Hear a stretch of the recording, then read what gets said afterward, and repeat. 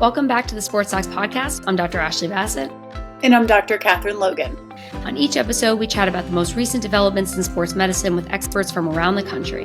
In this episode, we're going to continue our discussion with Dr. Bonnie Chien and focus on surgical treatment for Achilles tendon ruptures. Our conversation picks back up with an article from the March 2023 issue of AJSM titled Outcomes and Complications of Open versus Minimally Invasive Repair of Acute Achilles Tendon Ruptures.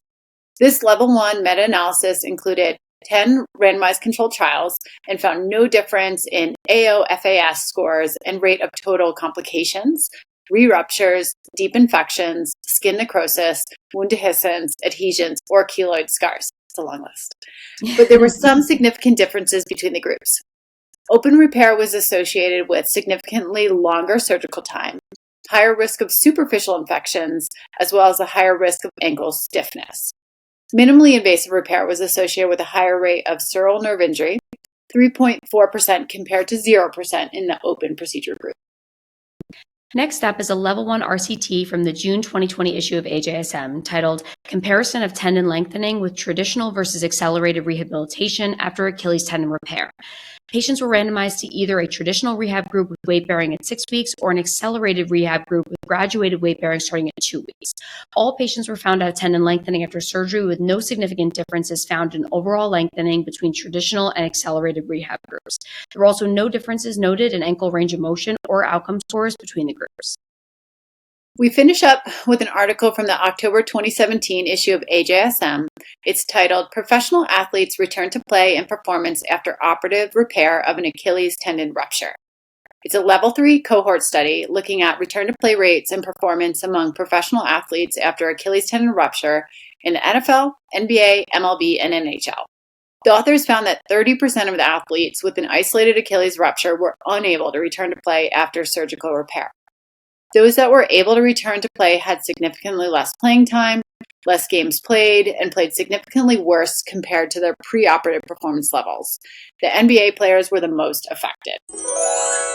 If you're looking for a trusted name in osteochondral allograft transplantation, look no further than JRF Ortho. With a stellar track record and a reputation as the leader in fresh osteochondral allografts, JRF Ortho is here to elevate your practice to new heights. JRF Ortho has proudly distributed over 25,000 allografts worldwide, making a significant impact in the field.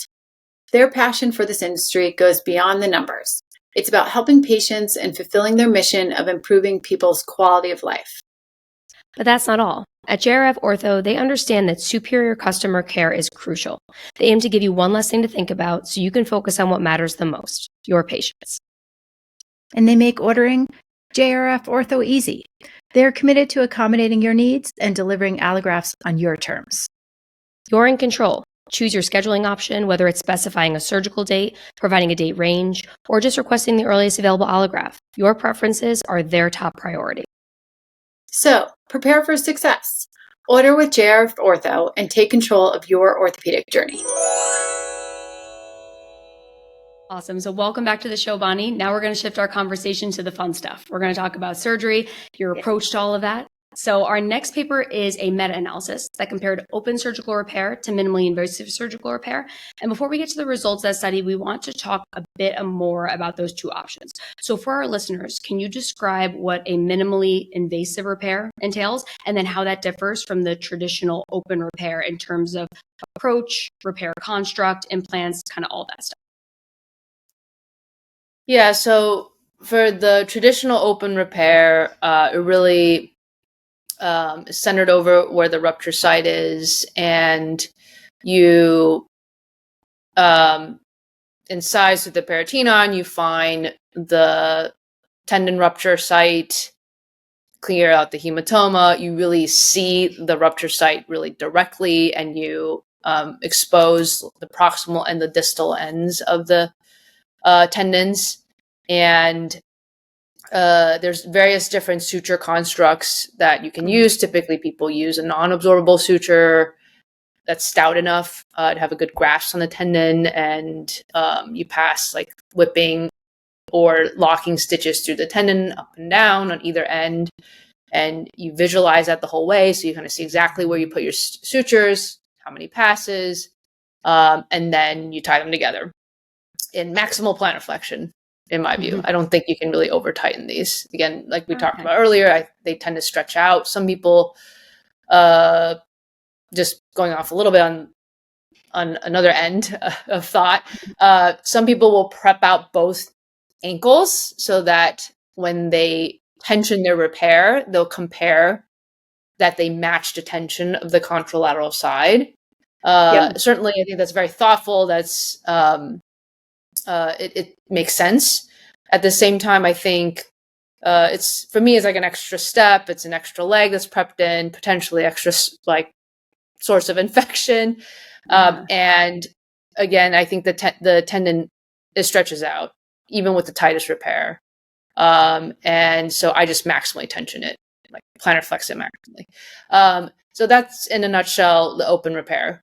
For the more minimally invasive techniques, there have been more technology options of various different devices that, like whether it's as simple as like a ringed forceps or a jig that you can insert in between the peritoneum and the tendon.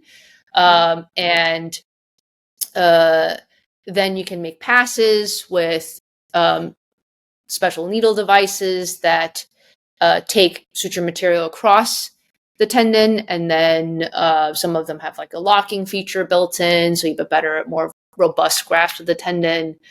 You don't really have to expose the area where you're passing the sutures. So in contrast to the open repair, you still ideally see the rupture site, so you can slide your device up.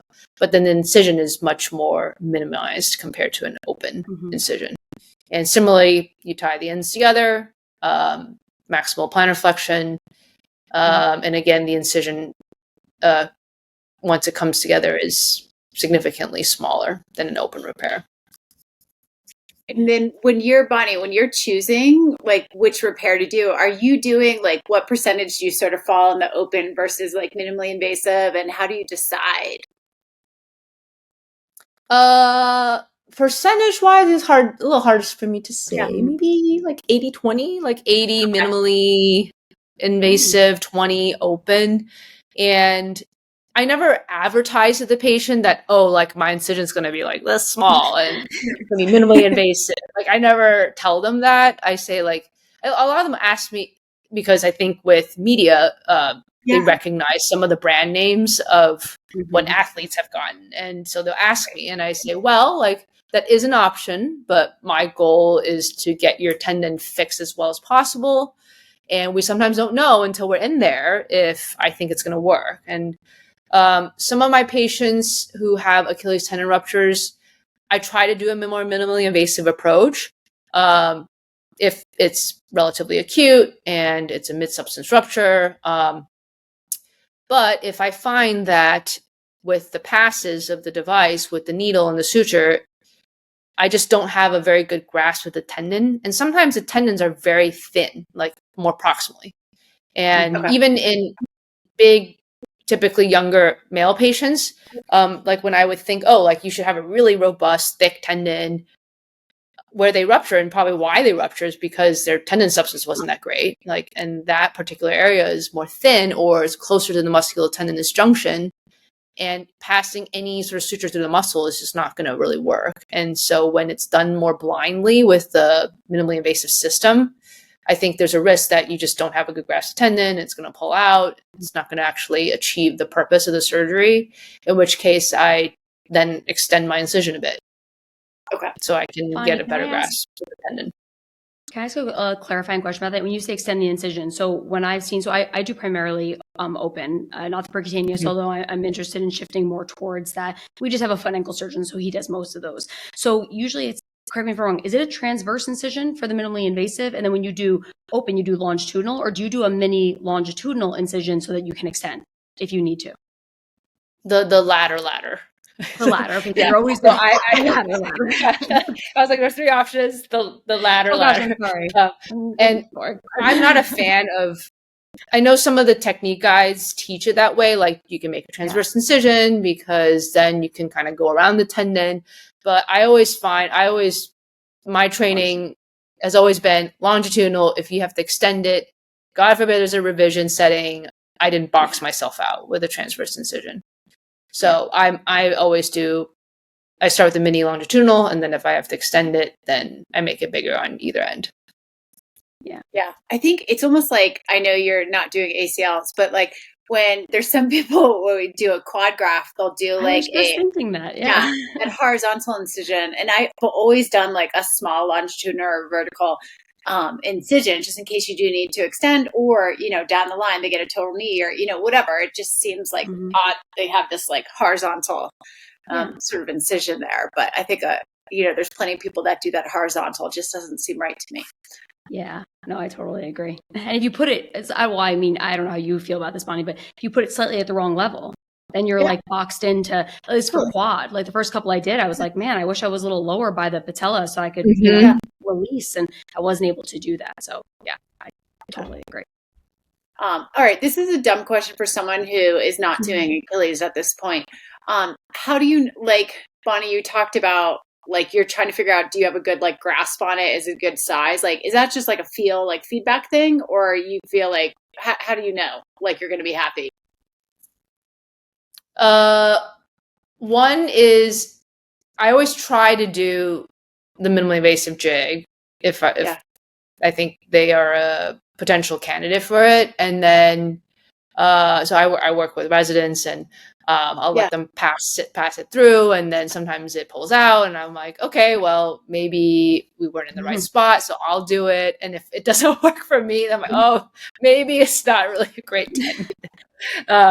And then usually when I extend the incision, I just look at the tendon, and also a little bit of tactile feedback, but mainly just looking at it. It's like, wow, like this tendon is really thin, or it's like really wimpy, or it's kind of mop ends. And like just passing like 3 sutures through that, to me, just doesn't seem like it's going to get a good grasp and have a good, strong repair. And I really then think that doing a more traditional open approach where I see the tendon, I can see where I'm making the suture passes, it's actually going through the tendon and not the muscle, to me, like, makes a lot more sense. And usually with the open approach, I think you make more passes with the suture. There's more locking stitches within it.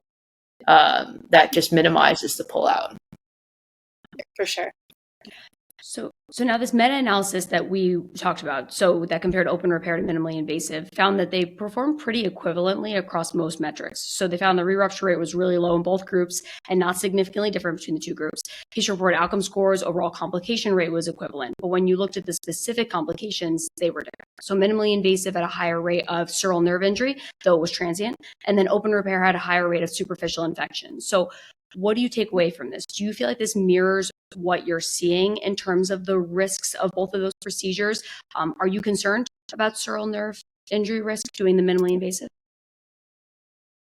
Yeah, I think that's definitely a concern because it's blind and you're sticking like a sharp thing through the transversely perpendicular to the nerve. I think there have also been more developments in the devices, and there's different devices that have been published on. And I think there's some devices that I find minimize the risk of sural nerve injury more, just the way the device is designed. And when the needle passes, it sort of deflects a little bit more instead of kind of directly jabbing into the nerve. I think getting into the right layer is important with your jig. That you kind of get in between the peritoneum and the tendon layer. So I think that's one. I think it's pretty rare and usually transient. I would say I agree with that, and I think that's been demonstrated in bigger patient sample sizes as well. And certainly, yes, I think the trade-off of a smaller incision is worthwhile, just because that area of the body doesn't tend to heal as well. And there's frictional forces, there's watershed, vascular supply. It's very superficial. Like right underneath your subcutaneous skin is the tendon. So I do think that minimizing incision helps with reducing the risk of infection, and definitely either way, open or minimally invasive. The soft tissue closure is very important. I think trying to preserve the peritoneum, layered closure, protecting the wound with a splint, sufficient time before rehab. What I found, and I don't think this has been reported, but just in my personal experience, like with the minimally invasive devices, particularly when you have to insert them more proximally to try to capture the proximal tendon stump, it does go up a bit of a ways. And I think there's definitely some disruption or irritation of the musculotendinous junction, even just the gastroc-soleus like complex in general there. So many times my patients will tell me like it was actually really painful, not necessarily at the incision site, but like in my calf, because I think I just jammed this thing up and sometimes you have to do it multiple times. And I do think that that can be irritating. Is again transient, but I think just something that patients wonder like, oh, but my incision's down here, but I feel like a lot of discomfort and cramping in my calf. So to summarize, like you kind of brought up a couple really great points as far as like, okay, how do you reduce the risk of sural nerve injury? And you talked about there's certain devices that do a better job, you feel, sort of getting you on the right path. You talked about getting in the right layer, and obviously like having some more experience with that technique. And then you also started to talk about infection, reducing that risk with like, how do you, doing a layered closure and, being very careful with your closure in general. But what about like antibiotics? Do you do no tourniquet, like all these? What are all the other things that you do to reduce your infection risk? Oh, it actually reminded me of something. So for my incision, I actually tend to treat it a little bit more medially, so I don't go directly posterior midline. Because I find that one, the sural nerve is usually a little bit more lateral. I mean, it especially more distal.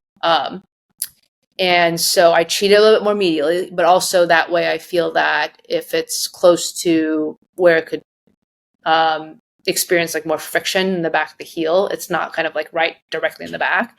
It's a little bit offset. So that's how I personally do it. And other mitigating factors for infection, like definitely, I mean, standard antibiotics like peri-op, like with any surgery. I don't send people home with antibiotics post-op. I don't think there's data for that. Tourniquet I do use. I don't think there's specific evidence for Achilles tendon rupture repair about whether tourniquet can increase your risk of infection or not. I think there are studies on like multiple foot and ankle surgeries that suggest potentially it can increase the risk of infection if you use a tourniquet, especially longer.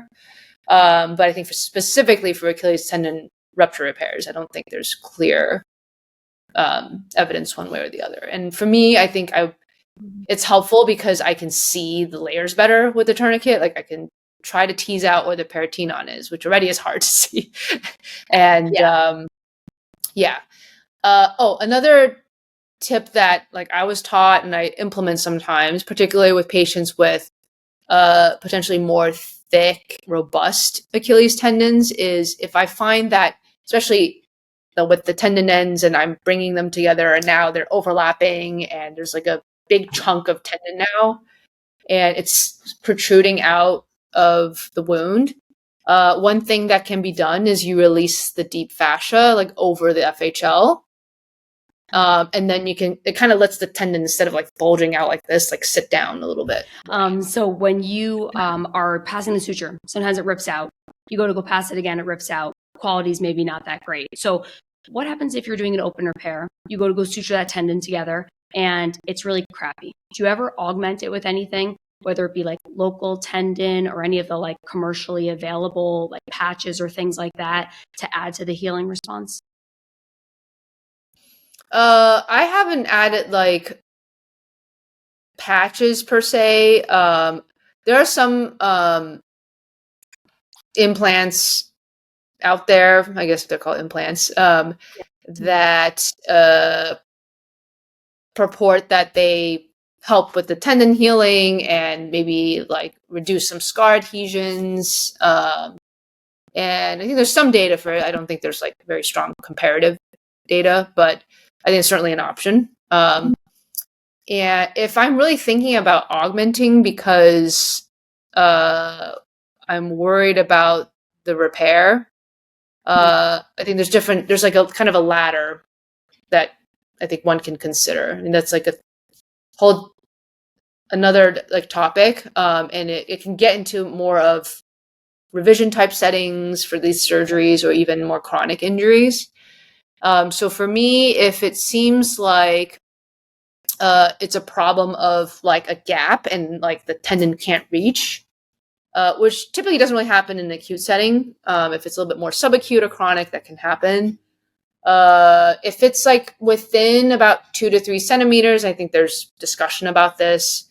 Some people do what's called like a VY lengthening. So it's like a big incision because you have to go up higher and you got to measure like your gap, and then you got to you got to take more from your VY to bridge the gap.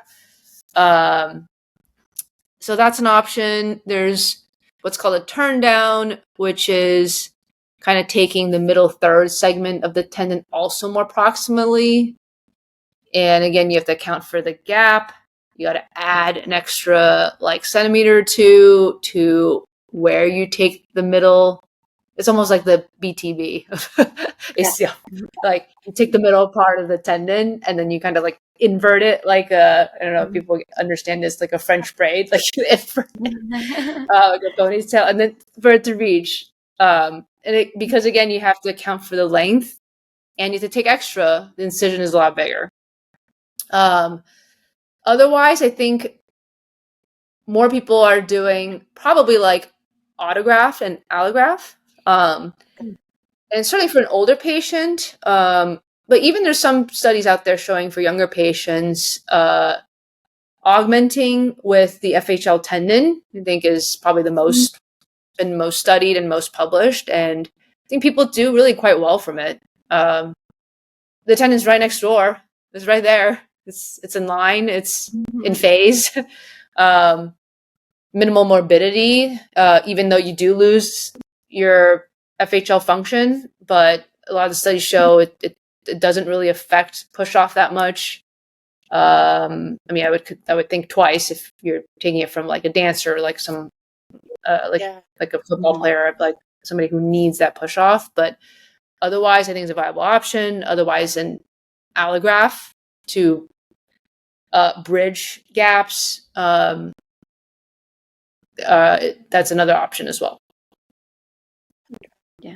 Yeah, I think that all makes sense. And, I'm eager to also hear about, your rehab protocols. Like we talked a little bit more about the non-surgical, but with the surgical, that next paper that we have, it talks about 2 different rehab post-op, where one is traditional, like non-weight bearing 6 weeks, and then accelerated with the weight bearing as tolerated. So if I remember for the non-surgical, you said toe touch is what you do.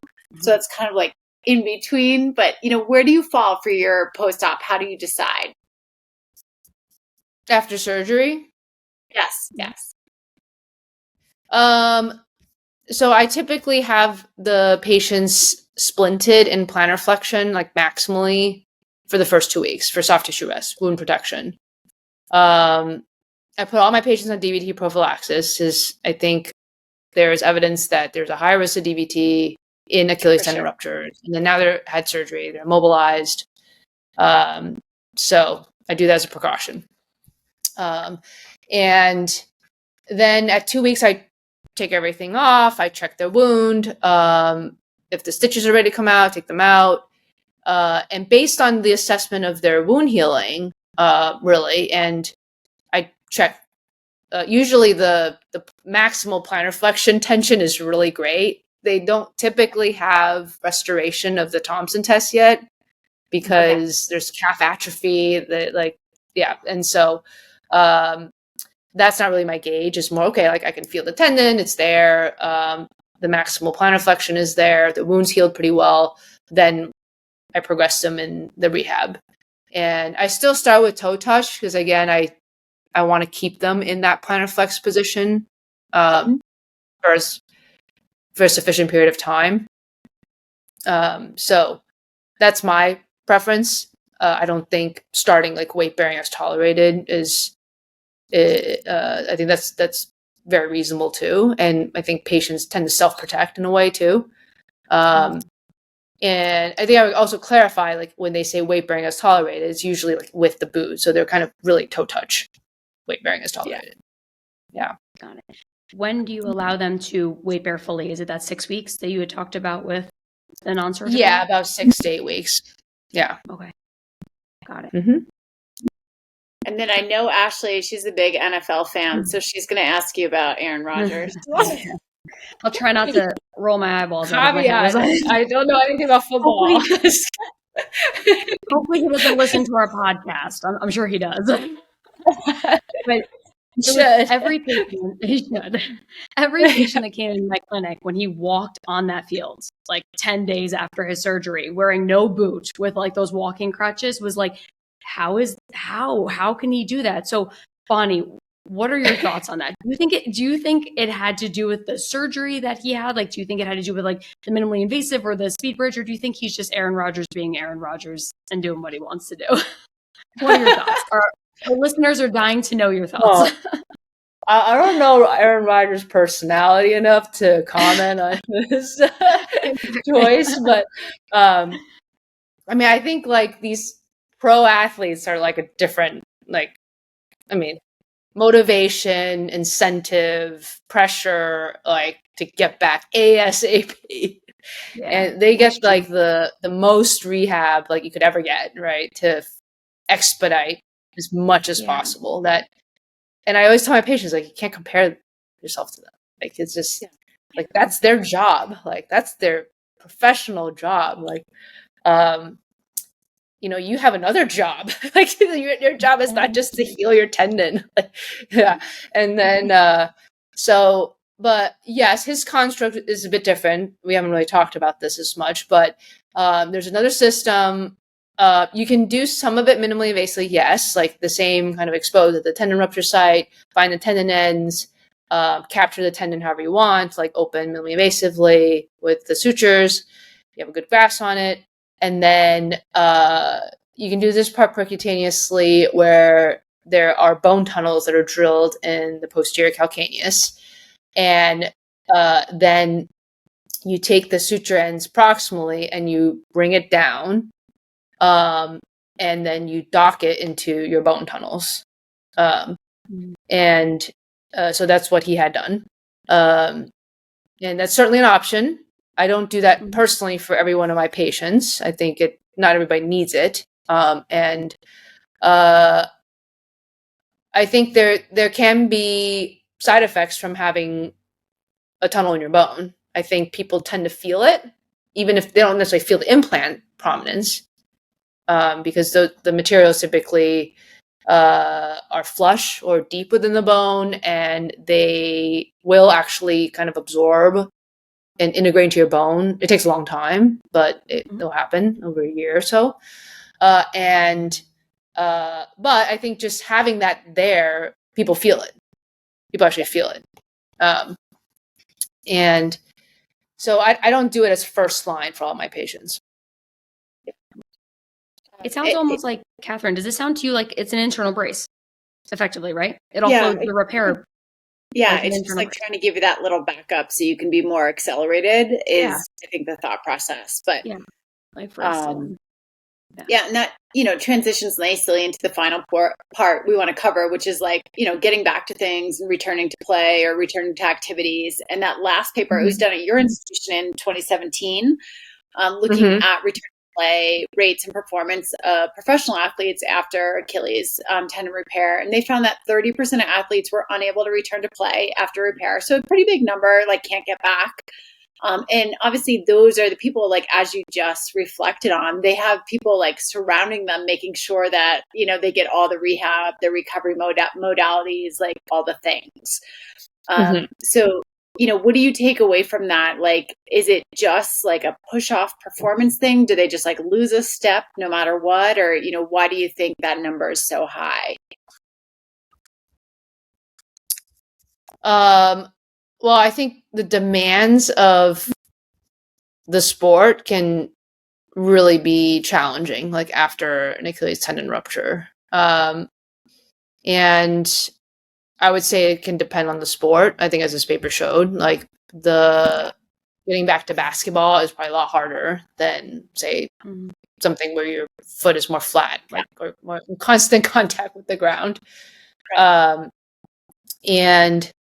we talked about how the tendon stretches out even after the repair. It's a long recovery, even if you have surgery, just for the strength to be sufficient. I think one of the hardest things I tell my patients that I tell them as a goal, but that it's a challenge as well, is your single leg. Yeah, like heel rise, but also like jumping, like single leg hops. Like it's very, very hard.